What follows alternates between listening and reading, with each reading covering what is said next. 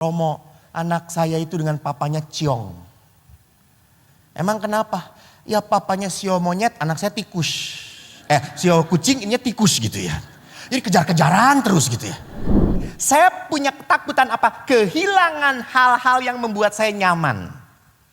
Saya takut kehilangan jelek. Saya takut menjadi jelek. Saya takut menjadi tua.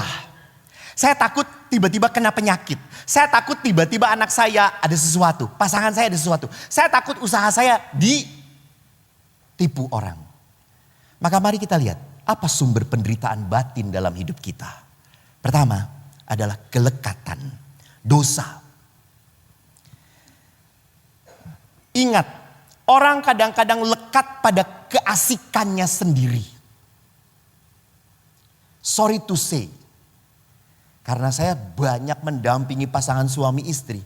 Kadang-kadang waktu pacaran itu para perempuan, dua-duanya lah sama, dibutakan. Karena cinta itu buta. Kan monyet sedang jatuh cinta gitu ya. Kalau kita para Romo bukan monyet, kita makhluk asli. Gak pernah jatuh cinta. Jadi kalau udah jatuh cinta, everything is beautiful. Bagus, menarik lah gitu ya. Dan laki-laki begitu memuji wanita dan wanita pun blow on-nya mau aja dibohongin. Dan waktu itu apa yang terjadi pada saat jatuh cinta, semua berpikir ya gak apa-apa nanti setelah perkawinan mah berubah. Pasti setelah perkawinan menjadi baik, pasti setelah perkawinan lebih bertanggung jawab, lebih dewasa. What? No, justru setelah perkawinan. Betul ibu-ibu? Lihat, terlalu banyak penderitaan di sini saudara-saudara gitu ya. Setelah perkawinan keluar aslinya gitu ya. Tidak ada yang begitu saja berubah. Ibu-ibu, bapak-bapak jangan lupa. Kalau untuk menjadi baik itu perlu waktu, betul? Tapi kalau untuk menjadi jelek perlu waktu atau tidak? Enggak perlu, cepat jadi jelek mah. Tapi untuk jadi baik lama banget. Ramari-mari. Maka pada saat pacaran saya selalu ngomong, dia pernah memukul kamu? Pernah pastor. What? Pada saat pacaran sudah memukul. Please. Perhitungkan kembali. Apakah memang dia layak mencintai kamu atau tidak? Kalau baru pacaran sudah memukul, nanti itu menjadi pola dalam perkawinan. Judi. Pakai obat. Jangan berpikir bahwa kalau sudah menikah dia akan kehilangan kebiasaan berjudi. No. Tidak mudah. Karena apa? Ada kelekatan, ada keasikan. Nonton porno. Apakah langsung hilang setelah nanti nikah? Tidak. Justru seorang anak muda sering kali nonton porno, hidup perkawinan seksualitasnya menjadi salah. Banyak akhirnya apa? Seksualitas menjadi penderitaan. Ada seorang istri yang saya tanya, Bu, bagaimana 10 tahun hidup bersama Bapak? Ya baik-baik Romo seperti ini. 5 tahun saya penuh kasih sayang, 5 tahun ini saya diperkosa terus. Jadi suaminya hanya tahu bahwa hubungan seksualitas adalah apa? Kenikmatan itu. Bukan menjadi sesuatu yang apa? Sesuatu ungkapan intimitas, kedekatan. Karena apa?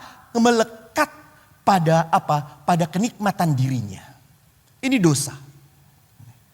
Yang kedua apa? Pelecehan, luka batin, kekerasan. Saya mungkin pernah cerita, saya tinggal dengan satu pastor Belanda. Beliau sudah meninggal. Pastor ini sangat khawatir dengan namanya makanan. Sangat khawatir. Jadi kalau ada pastor, padahal sama-sama OSC, datang ke biara kami, selalu ditanya, kamu gak akan makan kan? Sampai, buset kata saya. Kamu nanti pas kita makan pulang ya? Hah? Sampai saya harus mengklarifikasi, enggak pastor tenang aja masih ada super mie, kita buatkan super mie kata pastor. Saya kaget, kenapa pastor ini selalu takut kekurangan? Padahal di biara kami kalau ibunya masak, 10 pastor banyak banget selalu ada sisa. Saya baru tahu pastor ini waktu di Belanda Dan di saat Belanda diserang oleh Jerman, dia cerita dia pernah dimasukkan ke bawah rel kereta api oleh orang tuanya karena takut ditangkap oleh Nazi. Dan dia dengan kakaknya berempat hanya dibekali 2 kentang selama 2 minggu tinggal di situ. Baru saya, oh pantesan. Dia ketakutan. Ketakutan gak kebagian. Ini. Jadi orang punya pengalaman-pengalaman yang menyakitkan. Kalau tidak diolah itu akan membentuk apa? Sikap. Anak-anak. Lihat. Kadang-kadang ibu cerita pada saya. Romo, anak saya itu dengan papanya ciong. Emang kenapa? Ya papanya sio monyet, anak saya tikus. Sio kucing, ini tikus gitu ya. Jadi kejar-kejaran terus gitu ya. Nggak ada ya? Ya di Tiongkok, di Jawa ada sio kucing. Terserah gue. Ya Tom and Jerry. Betul. Jadi selalu aja ribut gitu ya. Kata saya, rasanya ini bukan masalah sio deh. Lalu akhirnya coba saya tarik ke belakang. Dan waktu ditarik ke belakang, coba lihat sejarahnya. Waktu anak ini dilahirkan, bahkan dikandung oleh ibunya. Rupanya bapaknya ini punya tugas di luar kota. Dan ibunya marah, kecewa terus. Jadi kemarahan dan kekecewaan ibunya ini mengalir pada anak ini. Sehingga anak ini menolak bapaknya. Jadi kalau bapaknya itu ngajak anaknya, yuk kita pergi misa. Sekarang enggak, saya besok aja. Saya Sabtu. Lalu bapaknya ngomong, ya udah saya juga Sabtu. Oh papa Sabtu? Ya saya Minggu kalau gitu. Itu lihat. Mereka sama punya hobi sepak bola. Dia itu peganglah MU lah gitu ya. Papahnya tiba-tiba pada lihat, MU menang. Terus dia ngomong, papa pegang mana? MU. Ya udah saya Liverpool. Dia tidak pernah mau sama dengan ayahnya. Karena apa? Ada sesuatu yang tidak beres. Yang belum dibereskan, ditata kembali. Yang ketiga apa? Orang merasa gagal, ditolak. Kasus yang begitu menyedihkan bagi saya sampai saya bergumul dalam doa. Yaitu apa? Anak setelah menikah, papahnya dengan mamahnya ini sangat menguasai anaknya. Sehingga mantunya ini sangat menderita sekali. Hidup mantu ini harus serumah dengan papa mama pihak pria. Dan dia selalu sedih, dia selalu menangis. Anaknya dia dikuasai oleh mertuanya. Bahkan uang pun di stok oleh mertuanya. Memang anaknya ini ngikut usaha keluarga. Sampai diikat. Sampai parahnya apa? Lu bergaul dengan siapa dan siapa harus tahu mertuanya. Sampai saya ngomong, kamu gak akan bahagia, gak akan beres. Kalau tidak keluar dari rumah itu. Lalu atas desakan saya, doa saya, mereka keluar dari rumah itu. Dan apa yang terjadi? Mertuanya langsung, kamu tidak saya terima sebagai anak lagi. Kamu tidak boleh kerja di rumah papahmu lagi. Putus. Gila. Tapi untungnya apa? Istri dan suaminya ini mau berusaha dari bawah. Pelan-pelan. Jadi lihat di sini. Dia merasa begitu kecewa. Orang tuanya sendiri begitu mengekang dia. Sampai gak bisa apa-apa. Seorang anak habis kuliah kedokteran. Sulit-sulit kedokteran itu. Habis lulus dia ngomong, aku gak mau praktek. Dan dia serahkan ijazahnya kepada mama. Nih mah, aku selesai kedokteran. Kan mama yang ingin aku kedokteran. Saya mau buka kafe. Dia merasa apa? Dia merasa semuanya diputuskan oleh orang tuanya. Kecewa. Dia tidak bisa Tidak bisa menunjukkan apa yang dia mau, apa yang dia minta. Jadi lihat saudara-saudaraku, orang punya kecewa kalau tidak diolah akan terbawa, akan membawa sikap. Yang lain pun apa? Pengalaman kehilangan, kematian, ketakutan, penyakit yang tak tersembuhkan. Saya mendampingi seorang ibu ini baik banget, suaminya memang baik sekali.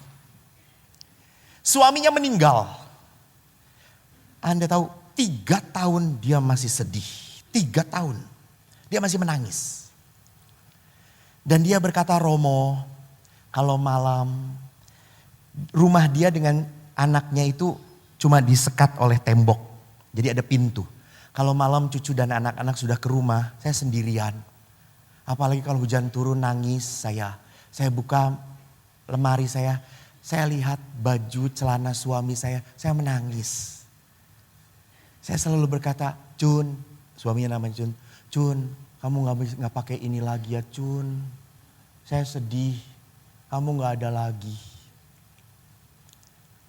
Dan dia menarik diri dari komunitas, maka makin menderita. Lihat. Bahwa ada orang yang sedihnya berkepanjangan. Dia berpikir kalau orang yang saya cintai itu hanya bisa diungkapkan cintanya dengan menangis terus-menerus. No.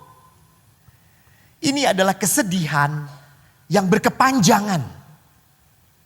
Manusia tidak pernah bisa menghentikan kesedihan. Lalu kita belajarlah dengan Ayub. Bagaimana Ayub menghadapi penderitaan? Ayub melihat bahwa penderitaan itu adalah tanda kerapuhan manusia. Bapak Ibu, apakah waktu Ayub menderita, Ayub mengeluh atau tidak? Saya ulangi, konon katanya, kata Romo-Romo orang Surabaya ini rajin beli kitab suci. Maka saya tanya, Ayub waktu menderita, Ayub mengeluh atau tidak?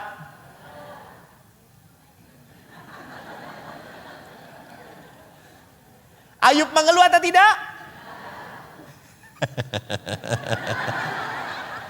Ayub mengeluh atau tidak, Bu? Iya, mengeluh atau tidak? Mama tuh gitu kalau ditanya mumet, muter-muter gitu ya.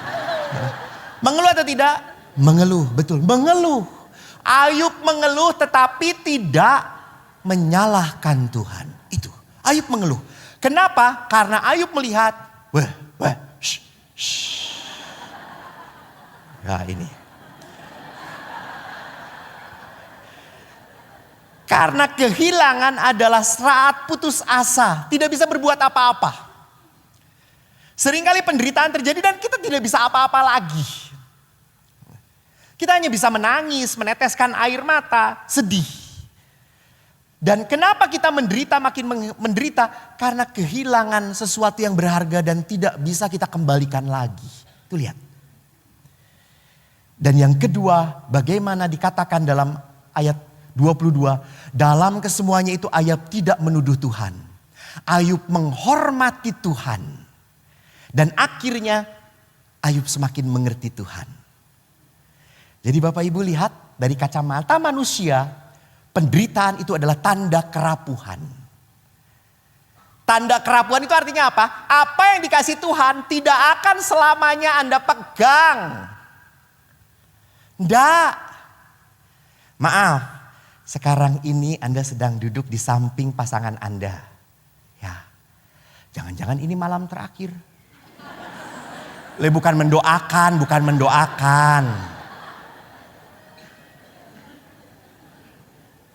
Maka pegangin sekarang, ibu langsung pegangin. Loh, itulah kehidupan, come and go. Tidak ada sesuatu pun yang Anda miliki bisa Anda pegang untuk selama-lamanya. Tidak.